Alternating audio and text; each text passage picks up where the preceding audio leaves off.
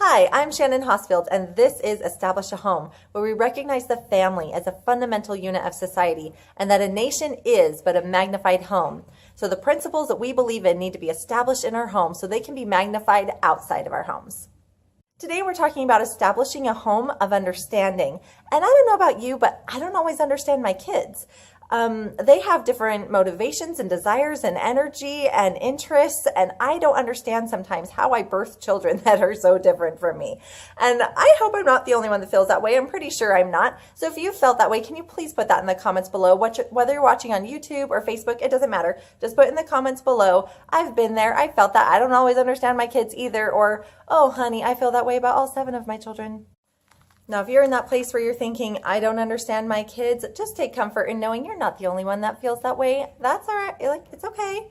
But we're not going to allow that to become this lingering status quo, right? Because children will hear that message. My parents don't understand me, right? And when they don't feel understood and like they have a place where they belong, they'll look elsewhere for that, right? So we want to make sure that home is the place that they feel loved and understood, accepted, and that this is the place that they belong. Now, if you're watching this, I bet you're also the type of parent that has said, I would do anything for my kids. Because we would, wouldn't we? As parents, we would do anything to help support our children to become the amazing adults that we hope they're going to be someday. So if you have said, I would do anything for my kids, keep that in mind because that's the part we're going to focus on right now. Today, I wanted to share a few resources with you that have helped me to understand my children a little bit better. Now, these aren't necessarily resources where they're like sponsoring me or something like that. Like that's not happening yet on this YouTube channel, but they're just ones that have helped me and I wanted to share them with you, okay? So first up is Dr. Gary Chapman's 5 love languages. I'm sure you've heard of them before, right? There's the words of affirmation, acts of service, gift giving, quality time, and physical touch. I love just kind of keeping those in mind because sometimes I have to express love to my children in ways that's just different for me. For example, like gift giving is the lowest one for me. That is just not how I give and receive love, is through gifts. It's just not me. But I've noticed that for my daughter, it actually is really huge for her. She will work really, really hard to earn her little pennies, and then she'll go to the dollar store and buy presents for her friends and her siblings. And I've really realized that that was her way of showing love, that even though to me, gift giving isn't really my love language, it really is for her. And so it's helped me take a minute to just recognize when I need to go out of my way to give her a little gift and show love in her language. The next resource I want to tell you about is like one of my favorites. I love Carol Tuttle and her energy profiling system, and especially her book, The Child Whisperer. It looks like this, except this is backwards. So The Child Whisperer, this is Carol Tuttle, and she kind of breaks it down to 4 main different types of energy or types of people or children. And so she has the fun-loving child who's social, the sensitive child that's emotional, the determined child is connects with the world in a physical way, and the more serious child is going to connect with the world in a more intellectual way.